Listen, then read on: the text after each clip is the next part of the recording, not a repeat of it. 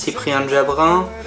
Je suis à Strasbourg depuis 20 ans et j'ai fait des études de droit que j'ai terminées il y a 3 ans par un Master 2 en droit pénal et sciences criminelles.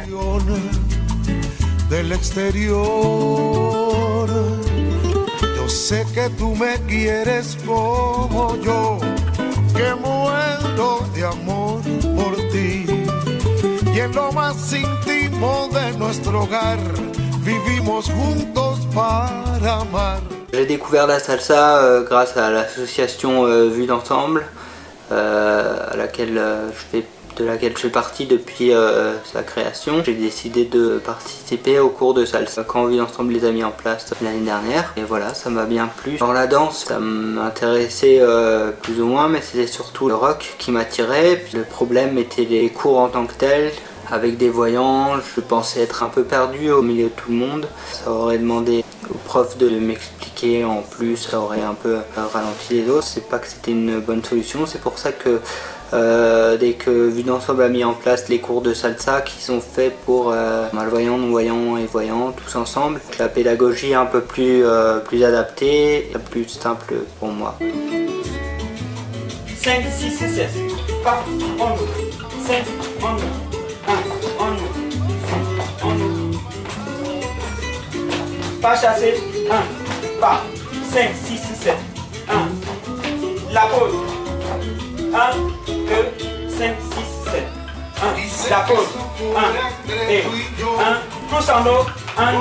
Le prof de danse en salsa, c'est Pascal. Il a mis en place une pédagogie où il parle beaucoup pendant les cours. Il explique un peu les pas qu'il fait plutôt que juste de les montrer. Il prend le temps d'expliquer qu'il fait tel ou tel geste avec tel pied ou tel autre. Quand il dit le pied gauche à un endroit, le pied droit à l'autre, etc. Là, on arrive bien à comprendre. Les cavalières avec qui je danse la salsa, en général, j'arrive bien à les guider. Elles m'aident même de temps en temps. Quand Pascal n'a pas été assez clair sur tel ou tel pas, c'est un peu difficile pour elles puisque c'est l'inverse de ce qu'elles font. Elles arrivent à m'aider ou alors elles demandent à Pascal de venir me montrer plus en détail. Je pense qu'on s'apporte mutuellement. Pour les voyants, ça peut montrer qu'un non-voyant est capable de danser. Ça permet d'échanger avec les voyants, de voir les différences.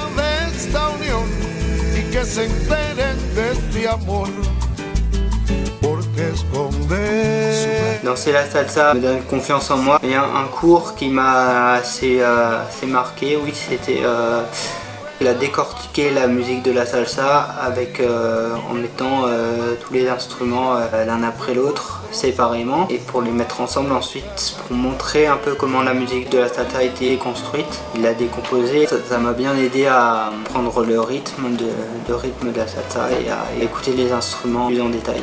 Les cours en audio description que Vue d'Ensemble a mis en place avec Pascal, ça permet de ne pas oublier ce qu'on a appris déjà et les pas sont bien décrits puisque c'est audio et on peut s'imaginer comment les faire et ça permet de ne pas les oublier.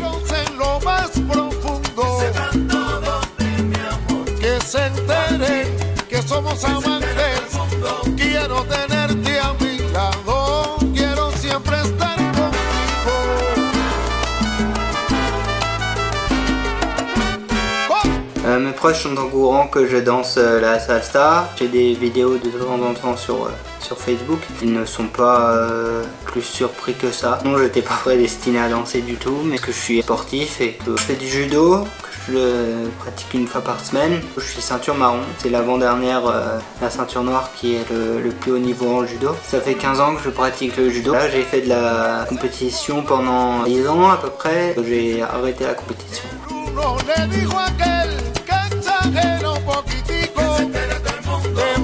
Il faut quand même reconnaître que Vue d'Ensemble est la première association à proposer ce concept de danse et boire, danser entre non-voyants, malvoyants et voyants. Et j'invite toutes les personnes à venir essayer cette nouvelle façon de concevoir la danse. Voilà, c'est un concept très sympathique et une nouvelle dimension de la danse à découvrir.